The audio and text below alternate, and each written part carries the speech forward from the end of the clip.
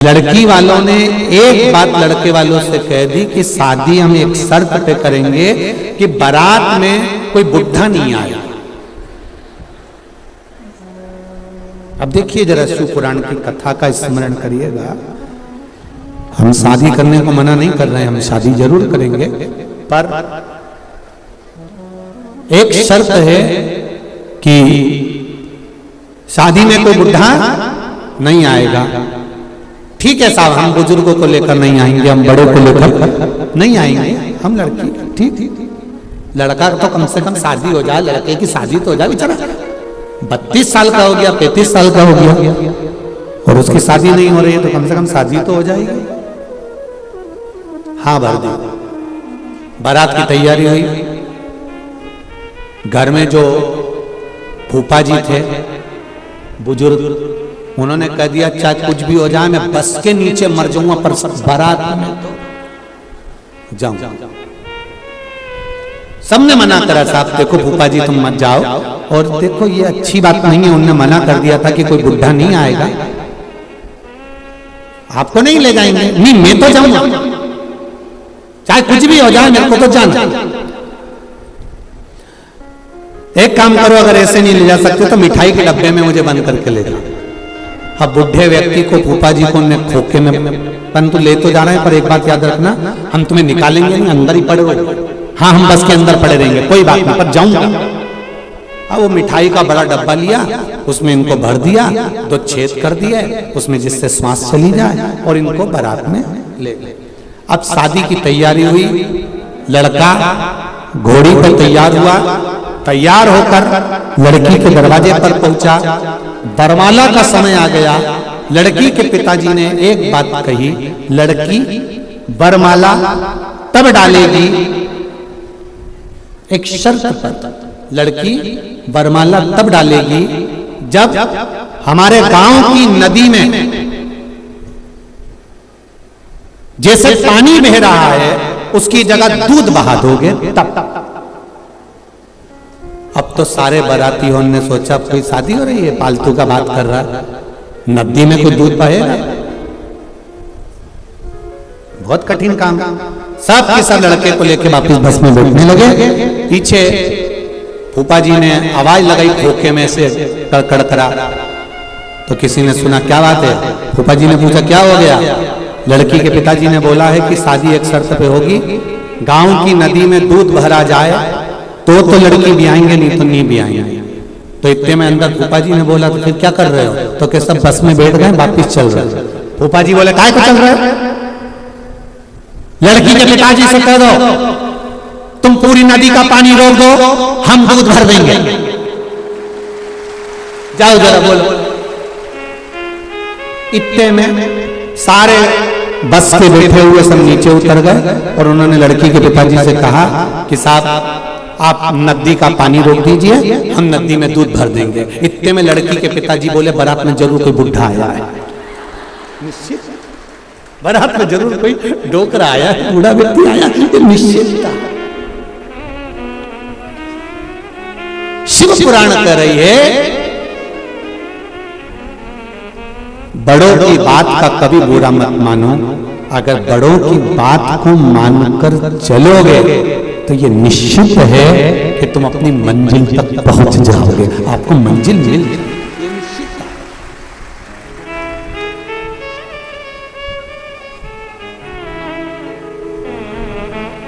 अब मानो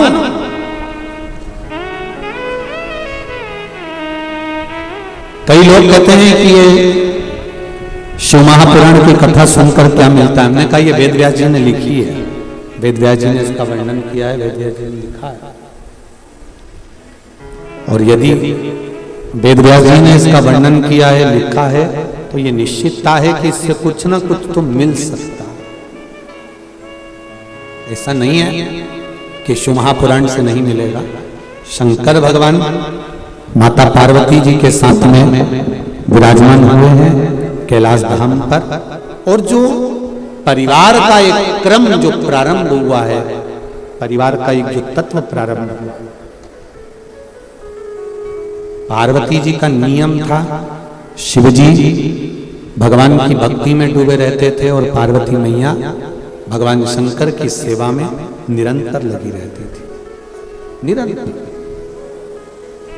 मेरा संपूर्ण माताओं से निवेदन, भाइयों से निवेदन है, जितने घर के बुजुर्ग हैं, बड़े हैं, उनसे भी निवेदन है, प्रयास करो, थोड़ा डीले कम करो अंदर वाले। आप प्रयास करिए अपने जीवन का।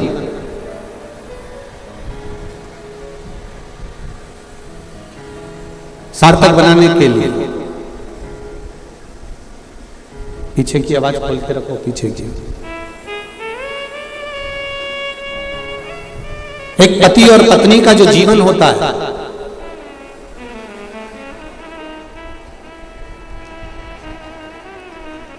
पति और पत्नी का जो जीवन है, पति और पत्नी का जो जीवन का क्रम है, वो एक हमें सीख देता है।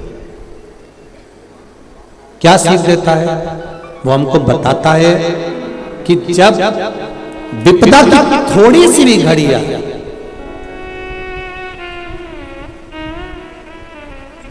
पीछे की एलईडियां चालू कर दीजिए, एलईडियां से बंद पड़ी रही।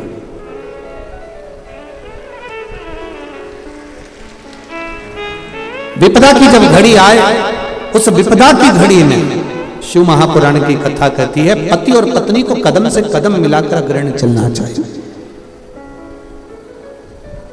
विपदा की जब घड़ी है,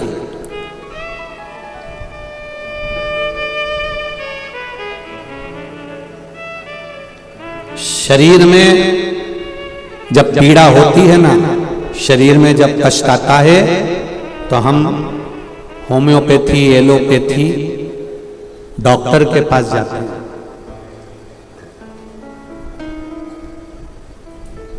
शरीर में जब कष्ट हुआ, शरीर में जब पीड़ा हुई, शरीर में जब दुख हुआ, शरीर में जब पीड़ा हुई, तो हम होम्योपैथी, एलोपैथी, डॉक्टर के पास जाते हैं और उनसे थोड़ी सी दवाई लेकर अपने शरीर की पीड़ा को मिटाते हैं। उसी तरह शरीर में पीड़ा होती है, तब हम डॉक्टर ढूंढते हैं।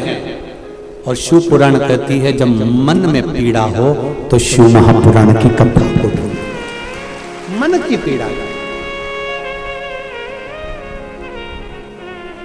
अपने भीतर की जो पीड़ा है, अपने अंदर की जो पीड़ा है, उस पीड़ा को किसी से मत करो। अगर आप किसी के सामने जाकर रोगे भी ना, तो दुनिया के लोग कहते हैं पहले तो खूब फूली फूली फिरती थी, अब जगत में रोती फिर रही है। आप अगर रोना भी चाहते हो और अपने दिल की बात किसी से कहना भी चाहते हो, तो किसी से मत कहो। कहना है तो आपके नजदीक में जो शंकर जी का मंदिर है, वहां पर जाकर 2 क्षण बैठकर एक बेलपत्री में लेकर और शिव जी से अपने दिल की बात कह दो। वो दुख भी मिटाएगा, पीड़ा भी मिटाएगा और गले भी लगाएगा। वो शंकर एक पत्र आया है,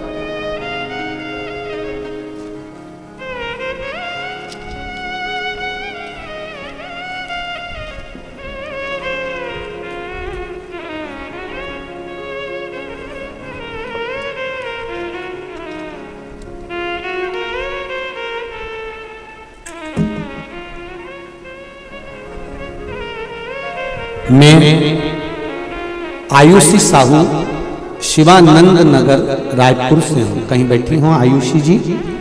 तो हाथ हिलाइएगा। आप ही हैं? श्री शिवाय नमस्तुभ्यं। दोनों हाथ ऐसे हिला दो एक बार बेटा। श्री शिवाय नमस्तुभ्यं। मैं आयुषी साहू शिवानंद नगर रायपुर से हूँ। शिव की भक्ति का मैं क्या वर्णन करूं पंडित जी, मेरे पास में शब्द नहीं है। पहला, मेरी माता का नाम पुष्पलता साहू है, जिसका मैं फोटो डॉक्टर के यहाँ पर जब वेंटिलेटर पर मेरी माँ पड़ी रही, उसका फोटो में लगा रही हूँ। आप भी एलईडी पर, आस्था चैनल पर, फेसबुक, यूट्यूब पर आप वो फोटो देख रहे हैं। मेरी माता का नाम पुष्पलता साहू है। वो 5 साल से किडनी की बीमारी से ग्रसित है और उनका हॉस्पिटल में डायलिसिस चल रहा है। इसी बीच उनके हार्ट में दिक्कत आई, और डॉक्टरों ने कहा कि ऑपरेशन के बिना ठीक नहीं होगा। हम ऑपरेशन के लिए तैयार हो गए और डॉक्टर ने कहा कि 1 हफ्ते बाद ऑपरेशन होगा। इसी 1 हफ्ते में माता जी ने आपके द्वारा बताया गया पीपल के पत्ते वाला उपाय करना प्रारंभ करा। डॉक्टरों ने जांच करी, जब 1 हफ्ते का जो समय मिला उसमें हमने पीपल के पत्ते वाला प्रयोग करा, क्योंकि हम लोग भी पढ़े लिखे हैं, हम ये सब चीजों पर विश्वास नहीं करते थे। पर मेरी मां ने कहा कि एक बार आप सियोर वाला महाराज कहता है तो एक बार करो तो प्रयास।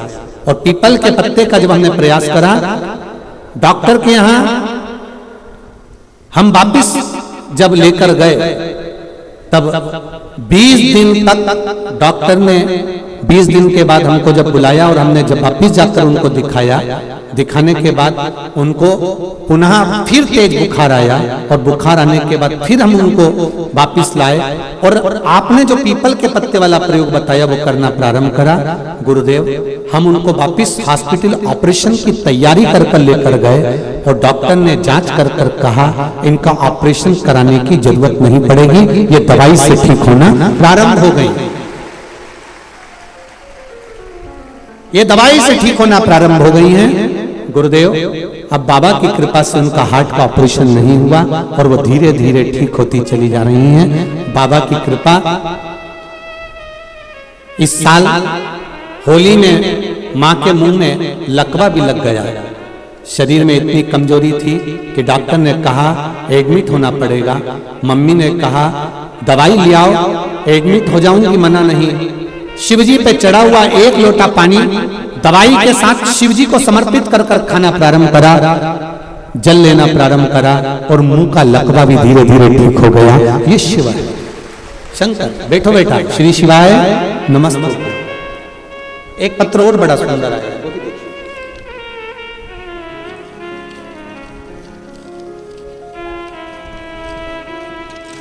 तेरी कृपा बिना न हिले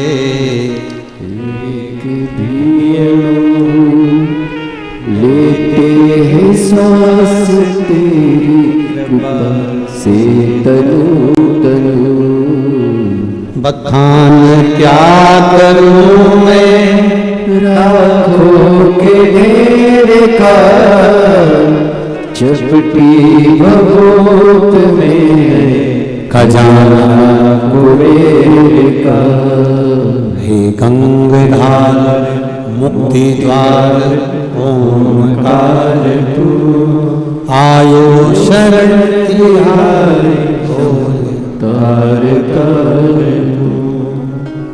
मेरा नाम जयश्री साहू, मैं गुड़ियारी रायपुर छत्तीसगढ़ की रहने वाली हूँ। जयश्री बेटी कहीं बेटी हो तो हाथ जरूर हिला। जयश्री साहू, गुड़ियारी रायपुर। आप इधर है बेटा? श्री शिवाय नमस्ते। गुड़ियारी छत्तीसगढ़ की रहने वाली हूं।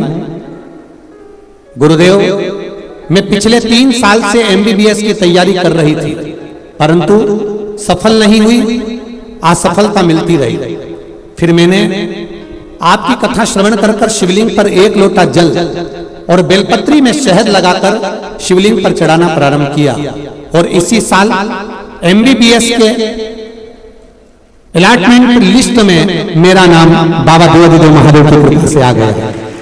गुरुदेव, 9/11/2022 को जिस दिन कथा चालू हुई, बाबा की कृपा से Shri Shankaracharya institute of medical science college Bhilai में मेरा एडमिशन हो गया है। मैं बाबा को भोग लगाने के लिए आया।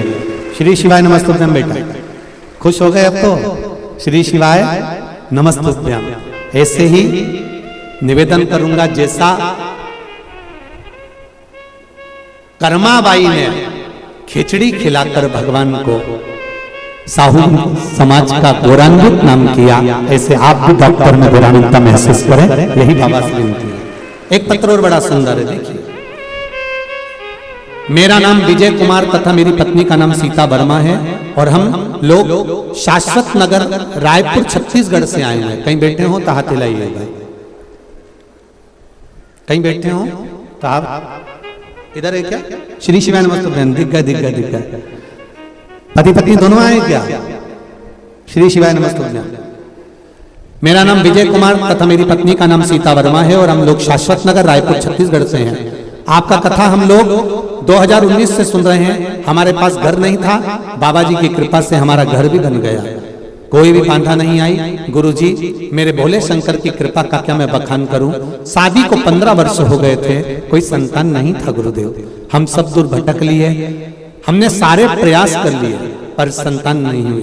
तब कथा में आंकड़े की जड़ का उपाय किया, पशुपति व्रत भी करा, डॉक्टरी इलाज भी करवाते रहे गुरुदेव। उसके बाद भी संतान नहीं हुई।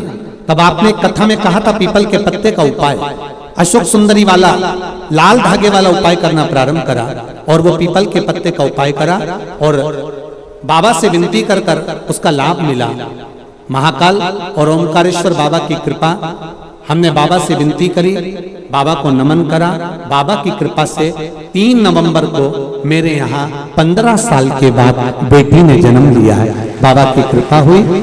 शिव बाबा को प्रणाम करने के लिए यहाँ आया हूँ। गुरुजी जब तक जीऊंगा, सारे डॉक्टरों ने हाथ ऊंचे कर दिए थे कि संतान नहीं होगी, टेस्ट बेबी भी करवाया तो संतान नहीं हुई।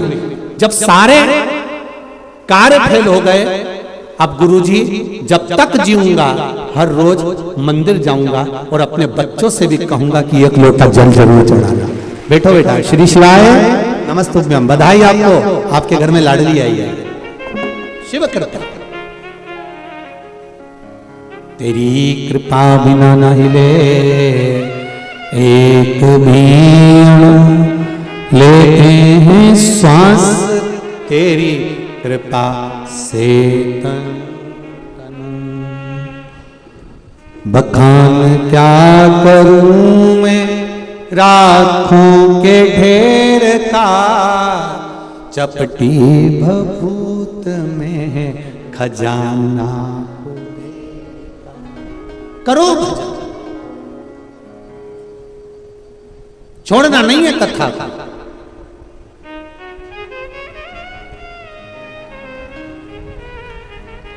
टीवी के सामने, मोबाइल के सम्मुख में शिव महापुराण की कथा का रस तत्व ग्रहण करो। और जितने कानपुर के पास के रहने वाले हैं, आप लोगों से भी निवेदन है, मौका मिला है उत्तर प्रदेश वालों को, कानपुर वालों को कथा सुनने का। 16 तारीख से 22 तारीख तक कथा सुनकर अपने जीवन को सार्थक बना लो। ये मौका नहीं मिलने वाला। आज कितने दिन हो गए कथा को? जम के बोलो जरा। 3। कितने बचे? रायपुर वालों को 5 दिन मिले थे, अब केवल 2 दिन बचे। तो इसका मतलब ये नहीं है कि तुम 2 दिन में सब यहीं टूटमान हो जाओ। हाथ जोड़ के निवेदन है सब जितने लोग ट्रेन से आ रहे हैं, बस से आ रहे हैं, बहुत हो गए। अब यहाँ बहुत सारा ग्राउंड रोड सब भरे पड़े हैं, पूरे रायपुर की होटलें फुल पड़ी हुई हैं। हाथ जोड़ निवेदन है अपने आप। अब आगामी जब कार्यक्रम रहे उसका आनंद लीजिए। घर पे बैठकर आस्था चैनल पर कथा का तत्व को जानो शंकर। भगवान शिव के शिव महापुराण की कथा कर रहे हैं। भगवान शंकर और माता पार्वती दोनों ही भगवान की भक्ति में डूबी रहती, शिव भी और माता पार्वती।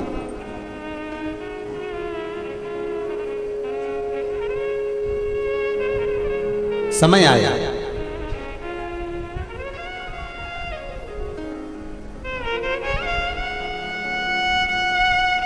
भगवान शंकर के तेज कुंज से, गंगा जी के जल से 6 पुत्रों का जन्म हुआ जो कृतिकाओं को दिया गया। कृतिकाओं ने उस पुत्र को पाल पोस कर बड़ा करा तो उसका नाम षडानंद कार्तिकेय रखा गया। कार्तिकेय जी का जन्म का एक कारण और था तारकासुर का संहार, तारकासुर को मारना।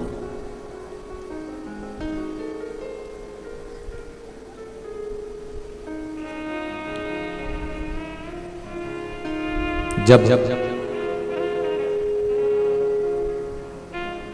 तारकासुर का उपद्रव बढ़ गया, चारों तरफ हाहाकार मचने लगा।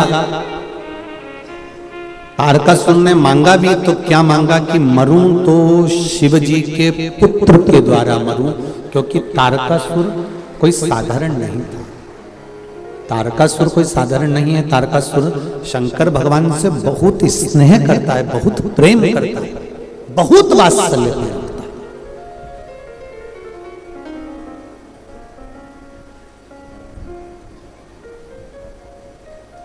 तारकासुर ने मांगा कि अगर मरूं तो शिव जी के पुत्र के द्वारा मरूं, और शिव जी की कृपा हुई। तारकासुर को मारने के लिए कार्तिकेय का जन्म हुआ। कार्तिकेय बाबा को माता पार्वती जी ने कह दिया ये तारकासुर है, पर इसका संहार तो करना, पर इसके हृदय में चोट ना लगे।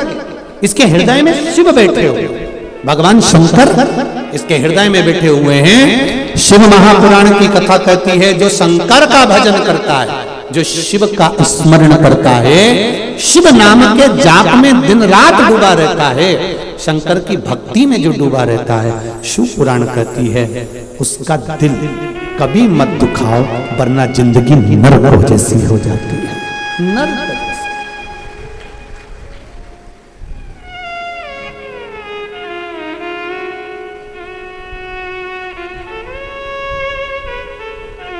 आप उसका दिल कभी ना दुखा। हम कल भी कहे, परसों भी कहे, आज फिर कह रहे हैं, शंकर जी के मंदिर जाने वाली चाहे बेटी हो, चाहे बेटा हो, चाहे बुजुर्ग माताएं हों, चाहे भाई लोग हों, हम माताओं से भी कहेंगे अपने घर के पुरुषों को एक नियम बना। दिन भर तुम्हारा पति नौकरी करता है, सर्विस करता है, काम करता है, बिजनेस करता है, कमाकर लाता है, अपनी पत्नी और अपने बच्चों के लिए लाता है। अगर कमाकर लाया है तो अपनी पत्नी और बच्चों के लिए लाया। एक निवेदन, बिजनेस करना है उसको, नौकरी करना है उसको, सर्विस करना है उसको, तो जो भी वो कर रहा है उसको परिवार को चलाने के लिए थोड़ा ना थोड़ा झूठ तो बोलना पड़ेगा, थोड़ी बेईमानी करना पड़ेगा, थोड़ा छल करना पड़ेगा, थोड़ा कपट करेगा। पर बेईमानी कर कर, छल कर कर, कपट कर कर, झूठ बोलकर वो अपने परिवार का भरण पोषण करता है। कमाकर अगर लाकर देता है तो वो अपनी पत्नी के हाथ में देता है। इसलिए धर्म पत्नी का एक नियम होना चाहिए, वो जाने कि झूठ इसने बोला है, कपट इसने करा है, बेईमानी इसने करी है, कमाकर लाकर मुझे दिया है। अगर नरक का भोग भी भोगेगा ना तो इसको भोगना पड़ेगा। उस नरक के भोग से मैं कैसे उसको बचा सकती हूँ? तो धर्म पत्नी से निवेदन है, अपने घर के पति से, अपने बच्चों से एक निवेदन करना प्रारंभ करो कि सुबह एक लोटा जल ले जाकर शिव जी को चढ़ाना चालू करो, क्योंकि तुम्हारे कर्म का भोग तुम्हें भोगना पड़ेगा। अगर एक लोटा जल चढ़ा दोगे तो ये तुम्हारी लेखन में जो लिखा है वो समाप्त तो हो जाएगा। ये निश्चित है, ये निश्चित था।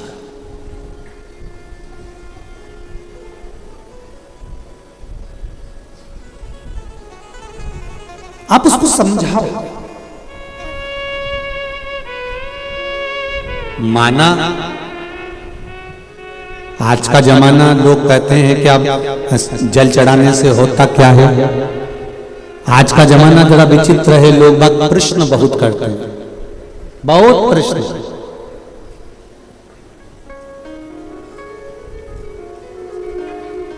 इतने प्रश्न है लोगों के पास में, उन प्रश्नों को हल करना कठिन पड़ता है। पर इतना जरूर कहो कि तुम कहते हो कि जल चढ़ाने से क्या होता है, या जल समर्पित करने से क्या होता है, या शिव महापुराण की कथा सुनने से क्या होता है, तो उनको समझाओ। जैसे भोजन हमने किया और भोजन शरीर के अंदर गया, जाने के बाद हमको नहीं मालूम कि ये शरीर में क्या करेगा, पर इतना जरूर है कि भोजन जब अंदर जाएगा तो शरीर में बल मिलेगा, और बल मिलेगा तो आप मेहनत कर सकेंगे और दुनिया के आगे मेहनत कर कर आगे बढ़ सकेंगे। उसी तरह शिव महापुराण की कथा या एक लोटा जल हम शिव जी को चढ़ा रहे हैं, उसका बल हमको अंतिम समय तक जरूर प्राप्त रहता है, ये निश्चितता है। किसी के मरने के बाद कई लोग कहते हैं उनके दादाजी मर गए तो उन्होंने इतने ब्राह्मणों को भोजन कराया, उनके काका जी मर गए तो उन्होंने ब्राह्मणों को रसगुल्ला खिलाया, गुलाब जामुन, पूड़ी, भजिया, पकोड़ा ये खिलाया। किसी के मरने के बाद आप क्या खिला रहे हो उससे मतलब मत रखो। शिव महापुराण की कथा कहती है मरने से पहले कितने लोगों को आपने भोजन कराया, बात वहां रखी जाती है, मरने के बाद की नहीं। आपके हमारे संसार के किसी व्यक्ति के मरने के बाद दुनिया के लोग कितना भोजन कराते हैं वो महत्व नहीं रखता। आप जीते जी इन श्वासों के द्वारा, अपने शरीर के द्वारा, आप जीते जी अपने द्वारा कितने लोगों को भोजन करा रहे हैं, मूल वो है। आपने किसका साथ दिया, मूल वो है।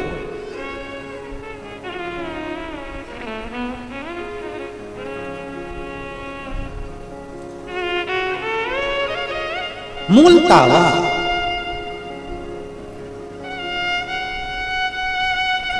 ये जितने लोग कथा सुन रहे हैं, जितने इस पंडाल में बैठे हुए हैं, ये ग्राउंड में दही हांडी ग्राउंड के अंतर्गत गुड़ियारी के इस ग्राउंड में आप लोग जितने लोग बैठे हुए हैं, जितने लोग बाहर बैठे हुए हैं रोडों पर, जितने लोग छतों पर बैठे हुए हैं, जितने लोग होटलों पर बैठे हैं, जितने लोग गाड़ियों पर बैठे हुए हैं, 2 व्हीलर 4 व्हीलर पर चढ़ चढ़ कर बैठे हुए हैं, टैंकरों पर बैठे हुए हैं, जितने लोग यहाँ वहां बैठकर कथा सुन रहे हैं, आप दिल लगाकर अगर कथा को श्रवण कर रहे हैं, चित्त लगाकर कथा श्रवण कर रहे हैं, भक्ति के साथ कथा को श्रवण कर रहे हैं, आप अपना समय निकालकर अगर शिव को दे रहे हो तो यह निश्चितता है कि तुम्हारी दुख की घड़ी में शिव भी तुम्हारे सामने खड़ा मिलेगा। ये निश्चितता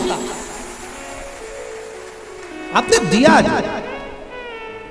कल कथा में था श्री लक्ष्मण भट्ट जी की धर्मपत्नी नीलिमा गारू ने भगवान शंकर को बार बार याद किया, शिव का बार बार गुणगान करा, शंकर भगवान का बार बार गुणगान करा, तो चंपावन में चंपेश्वर महादेव को भी प्रकट होना पड़ा। केवल भक्ति के बल पर आप जब भगवान को याद करते हो तो भगवान आपको याद करता है।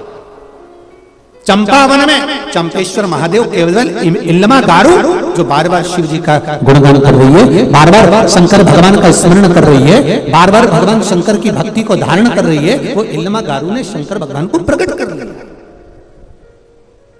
शिव को प्रकट कर दिया।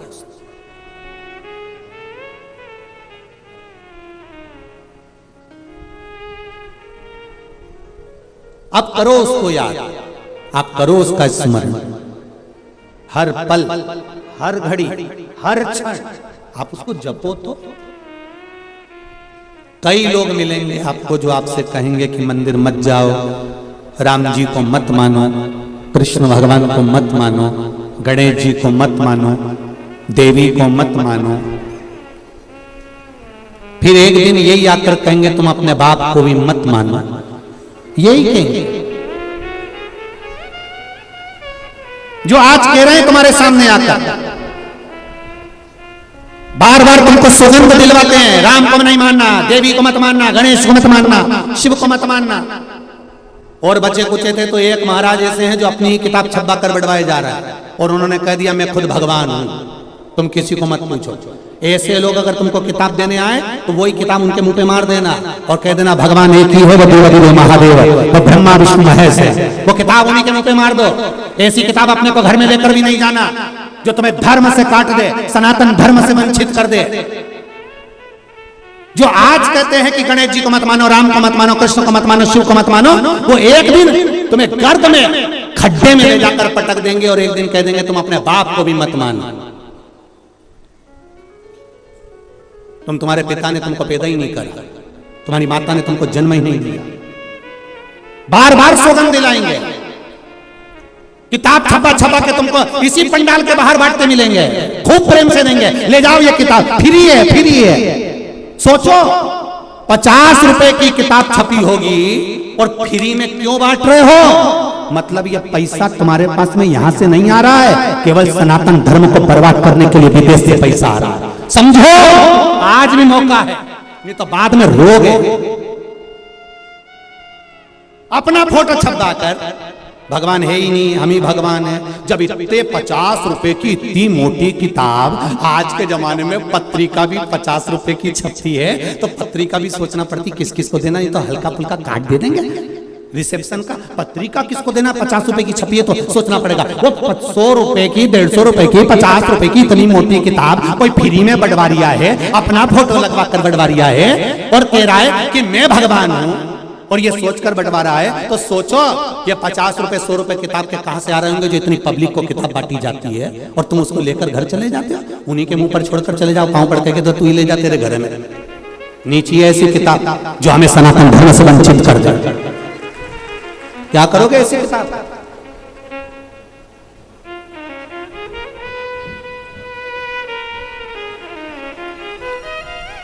विचार करिए, स्मरण करिए भक्ति की ओर। आज बसंत कुमार जी अग्रवाल जी ने अगर यहां कथा रखी है, आगे लखनऊ में भी कानपुर में भी कथा है, फिर इंदौर में संजय जी शुक्ला जी की 24 तारीख से 30 तारीख तक कथा है। ये कथाएं जो हो रही हैं, ये कथाएं दिखाने के लिए या भीड़ बढ़ाने के लिए नहीं है। मताओ आप कथा में, अभी आज की कथा में कह दिया, आप अपने अपने घर से सुनो, क्या करेंगे भीड़ बढ़ाकर?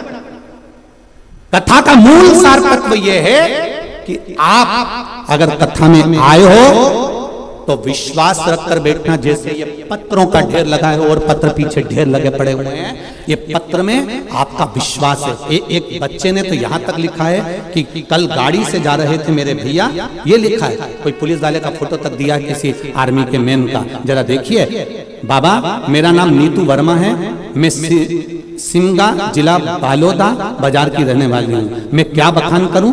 इस मंत्र का श्री शिवाय नमस्तुभ्यम का मैं क्या वर्णन करूं? शंभू की महिमा का क्या मैं बखान करूं? मेरे अंकल पुलिस की सर्विस करते हैं, जो कि बालोदा बाजार में जिले के थाना सिमगा में से हाईवे पेट्रोलिंग करते हैं।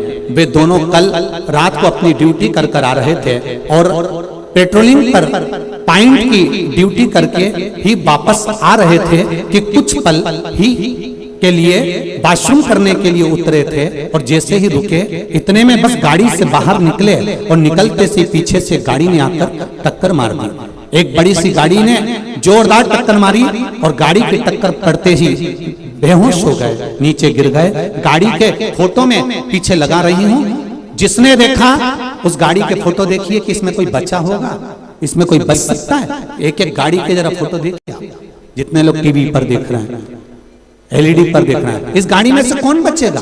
मैंने गाड़ी के फोटो लगाए हैं, मेरे अंकल के फोटो लगाए हैं जो हॉस्पिटल में पड़े हैं। गुरुदेव,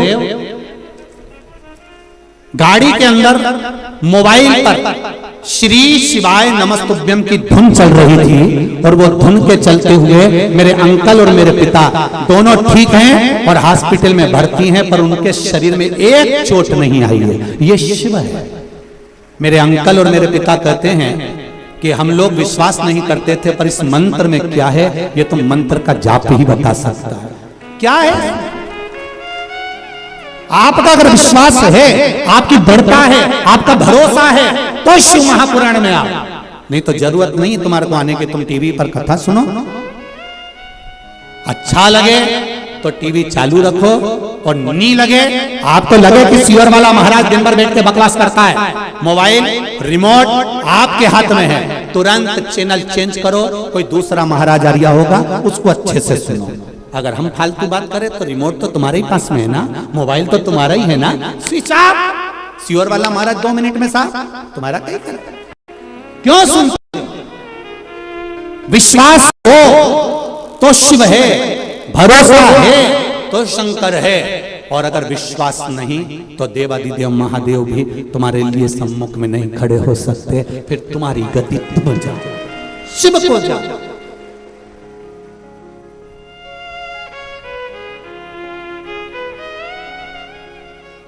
हम तो आपसे मिलते भी नहीं है। पूछो यहाँ बसंत कुमार जी कहीं बैठे हो तो मैं उनसे कहूंगा, उनके परिवार वाले भी बैठे हैं, एक बार पूछना उनकी माता जी हमसे आके मिली, उनके पिताजी हमसे आके मिले, उनकी बहनें आके मिली कि उनके भाई आके मिले। बसंत कुमार जी अग्रवाल जी से कभी पूछना इनके परिवार का एक बच्चा, इनके घर में कितने